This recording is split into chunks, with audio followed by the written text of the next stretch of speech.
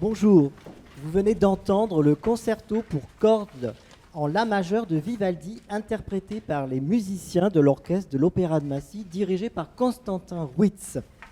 Je suis ravi et très fier de vous proposer nos premières rencontres concertantes qui vont mettre à l'honneur les élèves talentueux et diplômés du département du Val-de-Marne. Ce projet, parrainé par l'UEPA 94, présidé par Jean-Michel Bérette, fait suite à notre collaboration très fructueuse avec l'orchestre de l'Opéra de Massy lors des 60 ans du conservatoire, et les liens tissés avec Constantin et Dominique Ruiz nous ont permis de finaliser ce projet qui nous tenait tant à cœur avec Isabella Bauer. Avec Fanghili, nous avons joué plusieurs concertos avec l'orchestre symphonique, et c'est pour nous une grande fierté de passer le flambeau à des artistes en herbe, et je souhaite à Raphaël, Clémence, Léa, Delphine, Pauline, Nicolas, Fazia, Delphine et Antou de vivre au mieux ce moment de partage avec le public et les musiciens, de savourer cet instant exceptionnel et de nous emporter avec eux dans leur monde de passion et de rêves musicaux. Jean-Michel, pouvez-vous nous en dire un petit peu plus sur ce projet qui a vu le jour en 2019-2020 ? Oui, Frédéric. Effectivement, ces premières rencontres concertantes ont été initiées pour valoriser nos élèves des différents conservatoires du Val-de-Marne et qui ont vraiment, avec brio, terminé leur 3e cycle. Et on voulait les remercier pour ce magnifique parcours qu'ils ont fait dans les conservatoires. Et pour nous, la meilleure des récompenses, c'était pouvoir leur offrir ce concert avec vous. Un grand merci, messieurs, dames, pour votre présence ici. Et je pense que c'est une belle aventure qu'on leur offre. C'est rare de pouvoir jouer avec un orchestre professionnel, surtout pour des artistes amateurs. Donc on voulait les remercier. Mais ce concert, c'est également apporter une touche finale à tout le travail qui est effectué par les enseignants dans nos conservatoires. Un très très beau travail. Et c'est également montrer cette excellence qui est marquée dans nos conservatoires du Val-de-Marne et montrer à quel point nos élèves sont merveilleusement encadrés dans les conservatoires. Et vous allez pouvoir entendre effectivement ce soir un très beau concert avec tous ces solistes. J'ai du mal à employer le terme élève d'ailleurs parce que bon, ce sont des vrais artistes que l'on entend ce soir. Et c'est dans cette démarche-là qu'on a voulu s'inscrire quand on a initié ces rencontres départementales. Et c'est vrai que dans le contexte actuel si difficile où la culture est mise sous cloche, où les artistes ne peuvent pas s'exprimer, c'est un plaisir à la fois pour tous de pouvoir jouer, de pouvoir écouter, d'être là ensemble, de partager, c'est-à-dire c'est la vie culturelle qu'on est en train de revivre là aujourd'hui. Pour nous, c'est un bonheur vraiment formidable. Et ça a été miraculeux. C'est vrai que Frédéric, on a tremblé jusqu'au dernier moment. Je pense qu'on a un peu de chance parce qu'on risque d'être confiné peut-être prochainement. Donc on a un petit peu de chance. Mais on est très content enfin de pouvoir le finaliser puisqu'on l'a reporté depuis un an, ce projet. Et donc on est très heureux d'être là ensemble pour pouvoir apporter cette touche finale. Mais cette touche finale, c'est la collaboration de plusieurs secteurs. Je voudrais vraiment tous les remercier. Remercier déjà la ville de Villeneuve-Saint-Georges, évidemment, qui nous accueille. Ce magnifique théâtre. Merci beaucoup à ce théâtre de nous accueillir dans ces conditions. Merci infiniment Frédéric Ivazic et Isabella Bauer pour cette organisation qui est faite au cordeau. C'est vraiment merveilleux. Je vous remercie très chaleureusement pour tout ça parce que c'est très lourd à organiser et c'est fait vraiment avec une grande efficacité. Donc un très grand merci. Un grand merci également bien sûr à l'orchestre qui est ici présent et à son chef Constantin Ruiz, mais également à nos partenaires. Tout d'abord le département qui nous apporte son soutien sans faille. Et sans ce soutien, on ne pourrait pas mener ce type de projet. Donc c'est vraiment très important de pouvoir travailler réellement avec ce regard que nous apporte, ce regard très conciliant que nous apporte le département. Et je remercie également le territoire Grand Orly-Seine-Bièvre qui nous apporte également un soutien très précieux puisque grâce à ce soutien, on va pouvoir filmer ce concert parce que malheureusement, et c'est notre grand regret, il n'y a pas de public pour ce concert, mais on peut le filmer grâce au soutien du territoire. Encore un grand merci pour ce soutien. Et ce concert pourra être mis donc à disposition donc de tous les conservatoires, toutes les familles, et bien sûr pour nos élèves. Donc c'est vraiment très important de pouvoir communiquer sur ce beau projet. Et donc, place à la musique maintenant, mais peut-être que Constantin veut dire un petit mot. Tout à fait, oui. Il nous reste à remercier l'orchestre dans son entier, et puis notre chef, Constantin, peut-être quelques mots. Déjà, je voulais vous remercier et m'associer à tous les remerciements qui ont été formulés. C'est vrai que c'est une expérience intéressante pour nous aussi, orchestre professionnel, puisque on a des professeurs qui, dans les conservatoires, prennent en charge ces élèves, parfois depuis le plus jeune âge, et qui les amènent progressivement, après beaucoup d'efforts, beaucoup de passion, beaucoup de travail, à des niveaux qui leur permettent, comme vous le disiez tout à l'heure, de se produire cet après-midi en soliste, dans une situation qui est une situation difficile, puisque jouer en soliste, c'est quand même quelque chose vraiment de compliqué, de difficile, qui demande le mental, qui demande la technique, qui demande la maîtrise, et ça, c'est vraiment formidable.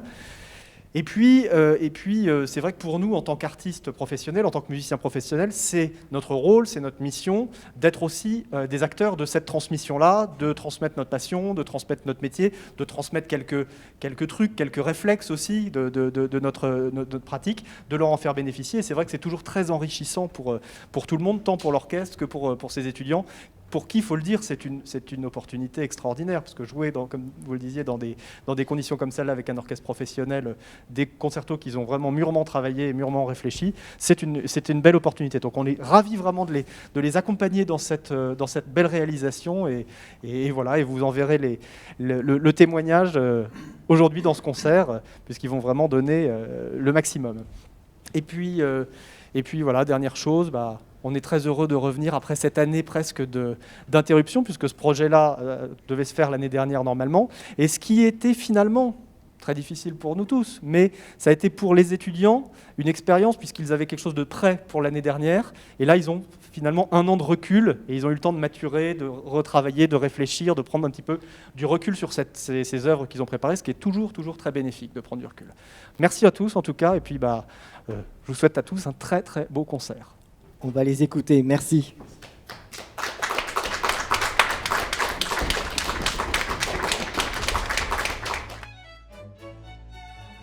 Donc je chante depuis que je suis toute petite, et à un moment donné s'est posé la question de travailler sa voix. Voilà, la voix, est-ce que ça se travaille, est-ce que c'est naturel? Et tout le monde me disait, mais prends des cours, vas-y. Alors j'ai commencé à chercher un professeur il y a à peu près une douzaine d'années, et il y a une phrase qui s'est présentée là devant moi, qui était « Aucun oiseau n'a le cœur de chanter dans un buisson de questions ». Aucun oiseau n'a le cœur de chanter dans un buisson de questions. Et voilà, ça m'a intéressée, et c'est ce professeur-là que j'ai contacté. Alors, du coup, il a fallu très vite que je donne des réponses à mes questions pour que je me mette à chanter. Et en effet, le chant m'appelait de plus en plus et m'a appelé de plus en plus. Et là, aujourd'hui, je me suis dit voilà, que c'était dans le but de chanter avec toutes les cellules de mon corps. Je me suis dit, le chant lyrique, enfin en tout cas la formation du chant lyrique, amène vraiment à chanter avec tout son corps, et j'irais jusqu'à dire les cellules du corps, et aide à se sentir vivant. Voilà. Donc après, dans cette exploration de la voix, j'ai aussi exploré le jazz, le chant diphonique, et je suis conteuse. Et dans mon travail de conteuse, j'explore la rencontre entre la voix parlée et la voix chantée. Il y a une musicalité quand on raconte, et en fait, j'aime raconter des histoires. Et les chants, les arias racontent des histoires. Donc là, ce soir, il s'agit d'un oratorio de Vivaldi, O Qui. Et qu'est-ce que ça raconte? Ça raconte la rose qui meurt et l'onde qui coule enseignent que les délices du monde sont fugaces.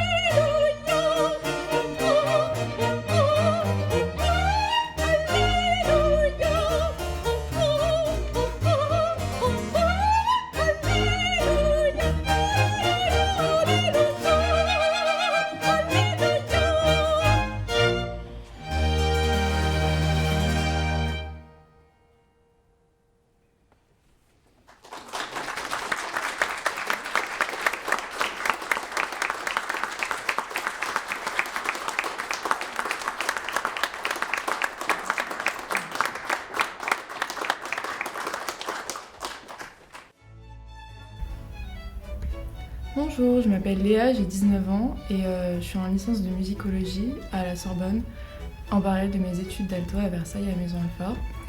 Ça fait 2 ans que je fais de l'alto avec Anne Asplin-Gosselin.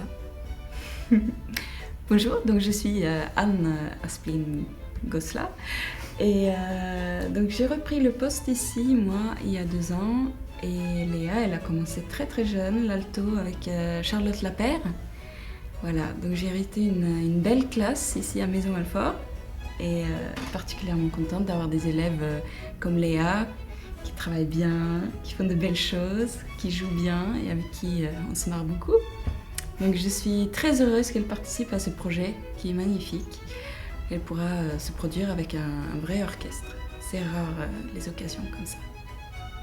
Pour ce concert, on a choisi avec Léa de retourner un peu aux sources de l'alto avec le concerto de Telemann, donc concerto baroque, qui est quand même un fleuron du répertoire pour alto. C'est un vrai concerto pour alto et pas une transcription, c'est vraiment pour alto. Donc souvent c'est un concerto qu'on travaille assez tôt, mais qui est vraiment sympa à revisiter avec un peu de recul, des idées personnelles, musicales, etc. Donc on a choisi le mouvement 2 et 3, mouvements centraux, ça qu'on dit, parce que je crois que c'est le mouvement qui te plaisait le plus, c'est ça? Oui, j'avais déjà travaillé le 2e mouvement et du coup ça m'a permis d'apporter des nouvelles choses et de découvrir le 3e parce que je l'avais jamais travaillé. Donc voilà. J'espère qu'il va vous plaire.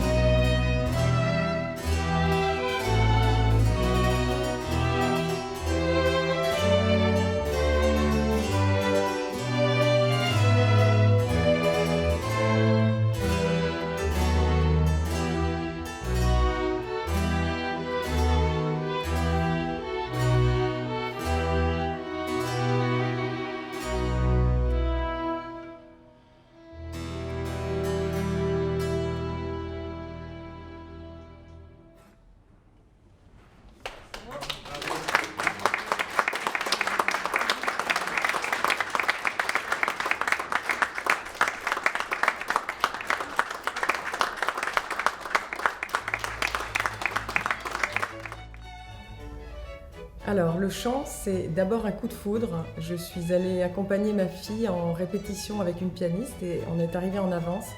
Et un ténor chantait avec cette pianiste. Et là, je me suis dit, c'est ça que je veux faire. Donc, je me suis inscrite au conservatoire et j'ai commencé le chant comme ça. Le chant prend de plus en plus d'importance dans ma vie. Au début, c'était une passion, ce qu'on appelle un passe-temps. Et puis aujourd'hui, ça prend vraiment une place très très importante. Je m'engage dans pas mal de projets. Je dirais presque que j'y passe autant de temps que mon travail. Alors peut-être pas autant, mais dans l'énergie que je donne, c'est vraiment aujourd'hui une de mes passions premières. Alors pour ce concert, je vais interpréter Alcina, un air d'Alcina, l'opéra de Handel. Et j'ai choisi cet air parce que c'est vraiment, même si c'est du baroque, c'est vraiment de l'opéra, c'est-à-dire un personnage qui vit très profondément les choses, avec dans le même air des contrastes très forts qui montrent les différents traits de son caractère. C'est une magicienne qui use de ses pouvoirs de manière un peu maléfique et elle séduit les hommes en usant de ses pouvoirs et elle les transforme en pierres ou en animaux sauvages quand elle se lasse d'eux. Et dans cet air, on voit à la fois son caractère très puissant et même très énervé parce qu'elle a été trahie par l'un d'eux, et en même temps son côté humain et tous ces sentiments qui s'expriment très, très, très fortement.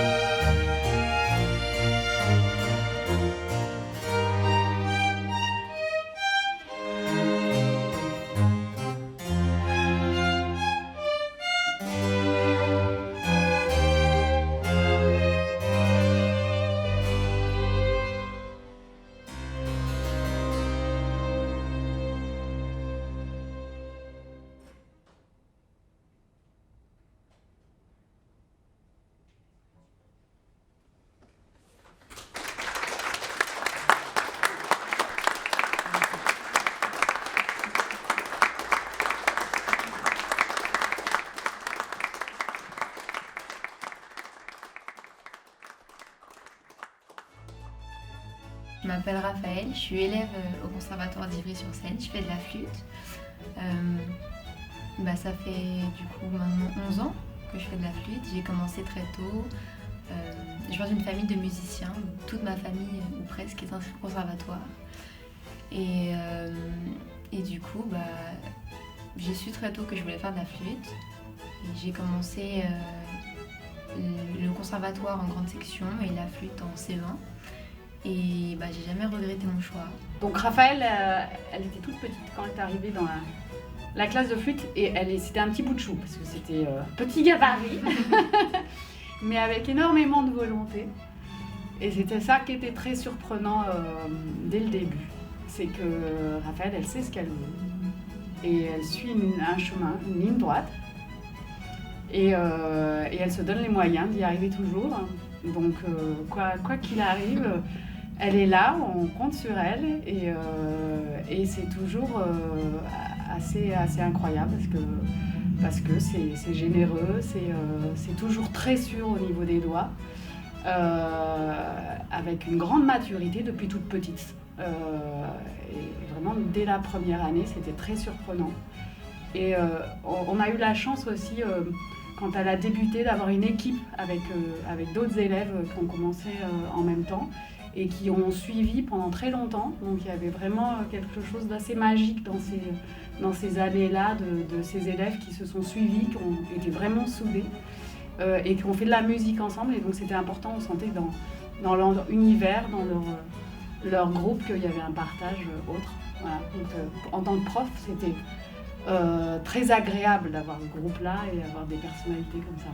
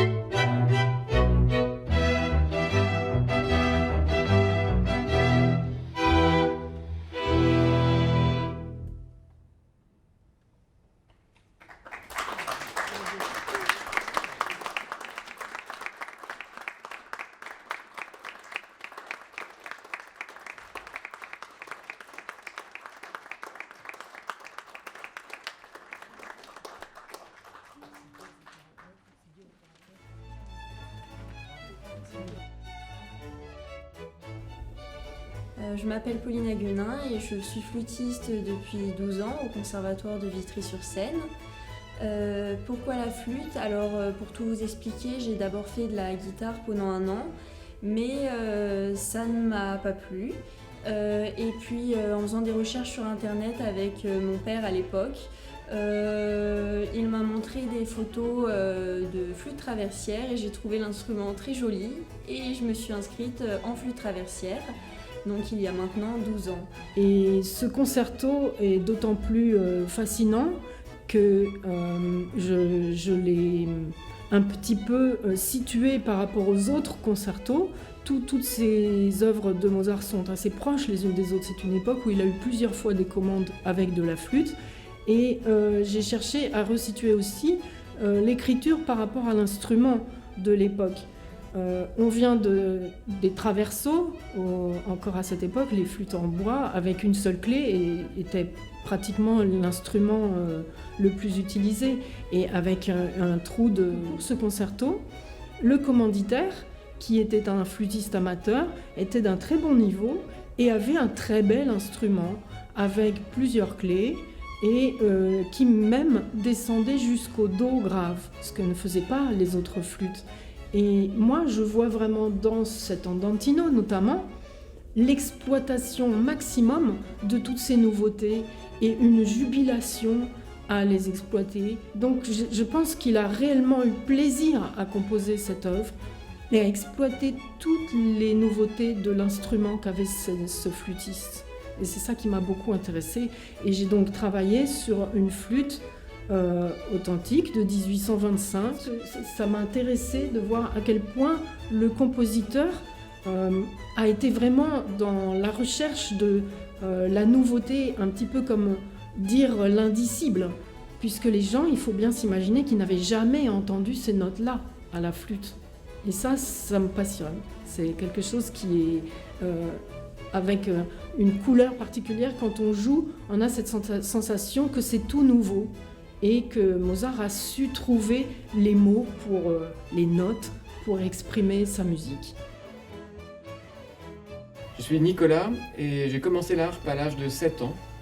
Depuis, je n'ai jamais arrêté parce que j'aime beaucoup la sonorité de cet instrument. C'est sans doute pour ça que je l'ai choisi à l'âge de 7 ans. J'ai dû reconnaître les sons que j'entendais dans les musiques que j'écoutais quand j'étais petit. Bien sûr aussi, c'est un très bel instrument. Et donc, j'ai continué à jouer de l'harpe. J'ai étudié d'abord au Conservatoire de Nancy jusqu'à l'âge de 18 ans. Et puis ensuite, pour mes études, j'ai un petit peu interrompu la pratique de l'harpe. Mais j'ai continué à aimer cet instrument et aujourd'hui, je suis inscrit au Conservatoire d'Ivry-sur-Seine où je continue à pratiquer la harpe avec notamment de la musique de chambre, mais aussi des participations avec l'orchestre du Conservatoire d'Ivry. Et donc quand on m'a proposé ce magnifique projet, j'ai tout de suite accepté puisque le concerto pour flûte et harpe de Mozart, c'est un morceau qu'on a envie de jouer quand on débute la harpe. Alors ce concerto, il est particulièrement intéressant parce qu'il y a un véritable dialogue entre la flûte et la harpe. Et je trouve que le deuxième mouvement permet vraiment de bien l'entendre.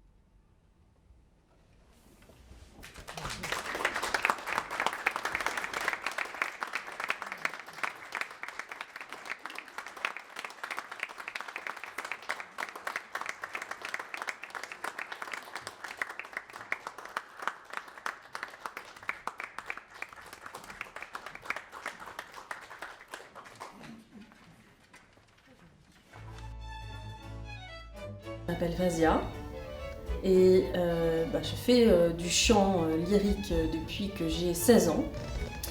J'ai eu une petite interruption parce que j'ai poursuivi des études dans le domaine des sciences et j'ai repris ici il y a 8 ans. Voilà, le repère, c'est la naissance de ma cadette Camille avec Sylvine. Voilà. Et depuis 8 ans, ça va crescendo dans le plaisir. C'est vrai, hein, les progrès, les différentes étapes, les concerts, les rencontres, beaucoup de choses. Cette année, il y a énormément de choses, avec notamment les premières rencontres concertantes. Et ça, c'est une expérience extraordinaire à vivre. Le chant, je l'ai découvert fortuitement. J'ai toujours aimé chanter, mais un peu comme tout un chacun. À l'école primaire, j'allais de chœur en chœur. J'aimais bien parce qu'un coup j'étais soprane, un coup j'étais mezzo. On me faisait voyager au gré des morceaux. Et puis à 12 ans, justement, ma prof de musique, Madame Béranger, qui nous a fait découvrir le maître de musique avec José Vandamme pendant un cours. J'étais en 5e. Et là, effectivement, la chanteuse commence à chanter un air de la Traviata. Et puis là, je suis restée coite. Vraiment. Ce film est assez extraordinaire. Et même les voix d'hommes sont formidables. Et à la fin du cours, je suis allée la voir et j'ai emprunté le coffret pour écouter la Traviata dans son intégralité à la maison. J'ai toujours eu du mal avec ce corps, à habiter ce corps musicalement. Et c'est un exercice de tous les jours, de réussir à l'habiter et à faire que la musique vive aussi avec ce corps. C'est vrai que j'ai pas mal poussé Fazia dans ses retranchements. Déjà, je lui ai fait comprendre que son corps, c'était le sien, qu'il était beau, qu'elle était une belle personne et qu'il n'y avait aucune raison de faire presque des blocages, on peut le dire comme ça. Oui. La folie. Alors l'air de la folie, parlons-en. L'air de la folie. Fazia ne voulait pas y toucher. Un jour, je lui présente, elle me regarde, ça va pas ça jamais. Et petit à petit, j'ai réussi à la convaincre et maintenant, c'est un air quand même que je crois que tu apprécies beaucoup. Ouais. Il y a un élément qui est très important dans mon univers musical, c'est mon mari. Parce qu'en fait, si je peux faire tout ce que je fais aujourd'hui, c'est quand même en très grande partie aussi grâce à lui. Parce que c'est mon premier soutien, mon premier fan, pas forcément très objectif, mais en tout cas, il est toujours là. Et il se rend toujours disponible pour que je puisse, moi, me rendre disponible et vivre cette passion. Et ça, voilà, je pense que c'est important qu'il sache que j'en ai tout à fait conscience. Voilà. Et je le remercie. Et je le remercierai jamais assez. Mais je le remercie quand même, j'essaye. Voilà.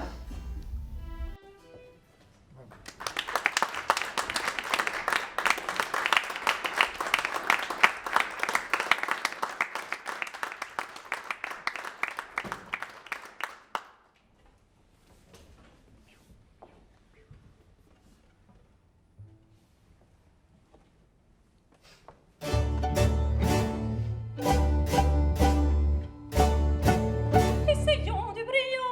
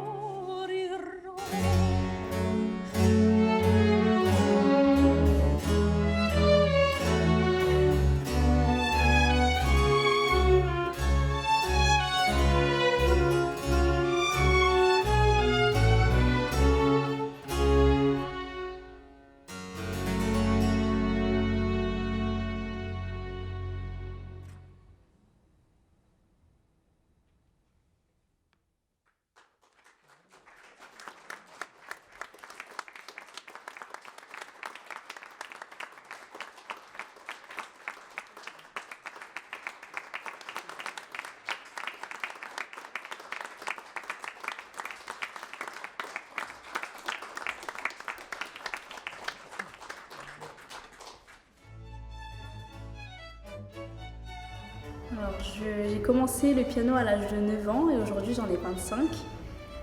Au début, c'était pas le premier instrument que j'ai voulu faire, c'était de la guitare parce que mon maître en primaire faisait de la guitare, ça m'avait donné envie. Au final, l'envie m'est passée et on avait un petit piano en jouet à la maison et je faisais semblant de jouer des grands morceaux dessus. Et j'écoutais des morceaux de musique classique, je faisais semblant d'être le chef d'orchestre comme ça. Donc voilà, après j'ai décidé de m'inscrire, de me lancer. Et travailler le piano pour moi est un plaisir parce qu'il y a toujours une récompense au bout. Ça me permet de jouer des morceaux plus grands, plus beaux et ça me motive vraiment. Et c'est également mon professeur Madame Lee qui me permet de me motiver, son exigence et son professionnalisme, ses conseils adaptés et de qualité m'ont permis d'être là aujourd'hui par rapport au piano. Sans elle, j'aurais pas pu. Et c'est un honneur pour moi de l'écouter jouer et de me dire que j'ai la chance d'avoir des cours de piano de sa part. Je m'appelle Anne-Tou, j'ai 22 ans et ça fait cette année 17 ans que je fais du piano. Alors, un drôle d'histoire, du coup j'ai l'impression que tous les pianistes ont commencé comme ça. C'est comme Delphine, j'ai commencé le piano avec un piano en jouet.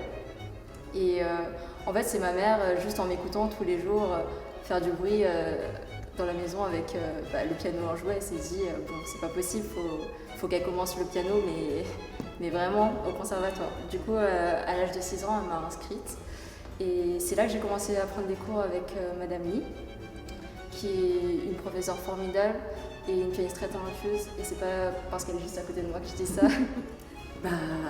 Je suis très touchée voilà, de voir des élèves qui ont 7-8 ans, qui ont commencé avec moi. C'est comme mes enfants, je les ai vus grandir, c'est vrai qu'on a traversé beaucoup de choses ensemble, primaire, collège, lycée, études supérieures. Il y a la joie, il y a des découragements, il y a des chagrins. Je les ai accompagnés, ils ont grandi et je suis très très heureuse pour eux parce que je pense que j'ai accompli mon rôle de pédagogue, de leur donner le goût, le mérite de la musique, parce que la musique, ça se mérite, c'est pas facile. Et c'est un travail d'équipe, professeur, élève. Et aussi, les deux filles, ils ont aussi les parents avec une éducation exemplaire.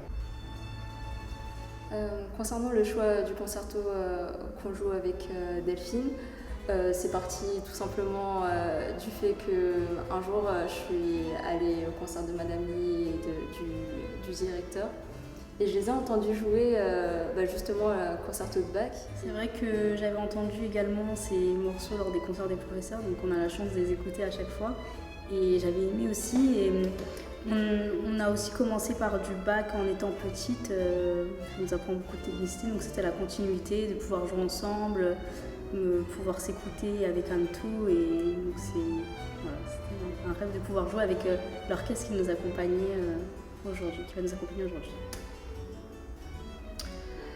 En plus, dans cette magnifique salle, il y a 2 pianos qui nous attendent tant que je les ai mis ensemble.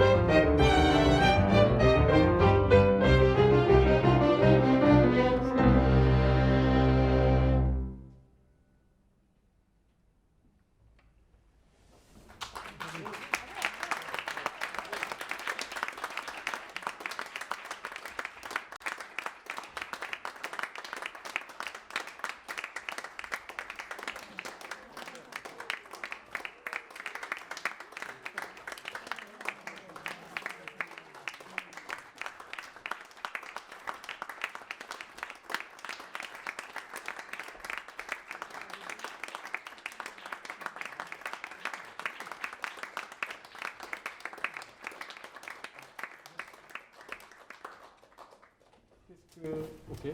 Je vous propose qu'on accueille les élèves, tous les étudiants parmi nous.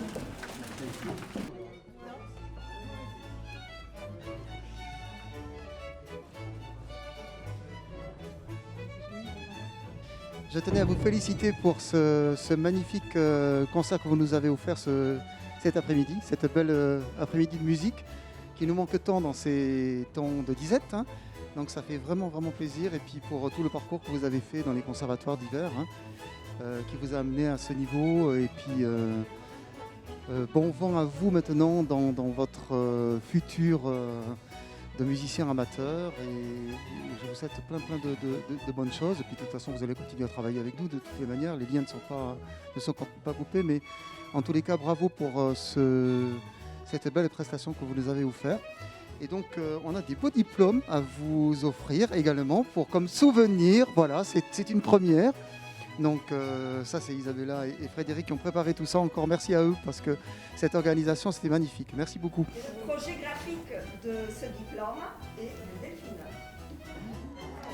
Merci Delphine.